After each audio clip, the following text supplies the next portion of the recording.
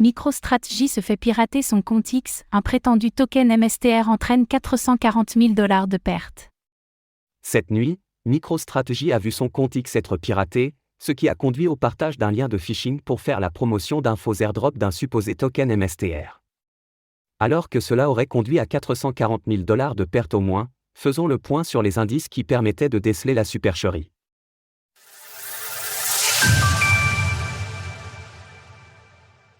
Le compte X de MicroStrategy se fait hacker. Cette nuit, le compte X de l'entreprise MicroStrategy a été hacké, dans le but de faire la promotion d'un faux airdrop d'un prétendu token MSTR.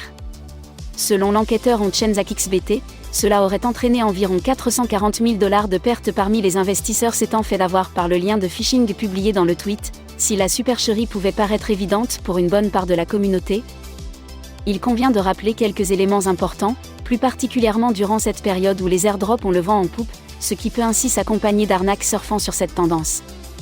Des indices pour déceler l'arnaque. Dans le cas spécifique de MicroStrategy, son fondateur Michael Saylor est un Bitcoin, BTC, maximaliste affirmé.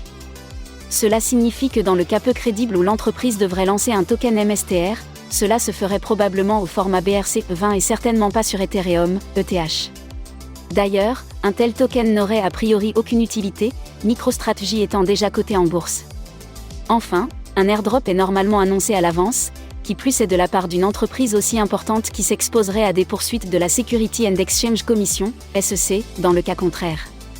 À propos de la SEC, l'ironie veut d'ailleurs que lorsque cette dernière s'était fait pirater son propre compte X afin de prétendre l'approbation des ETF Bitcoin Spot en avance, Michael Saylor n'ait pas manqué de faire un brin d'humour à ce sujet. En effet, l'intéressé avait tweeté que le Bitcoin serait la seule chose jamais approuvée 2 fois par la SEC. Pour l'heure, la faille à l'origine de ce hack n'est pas connue, ni MicroStrategy ni Michael Saylor n'ayant communiqué à ce sujet. Le tweet avec le lien de phishing a simplement été supprimé. Retrouvez toutes les actualités crypto sur le site cryptost.fr.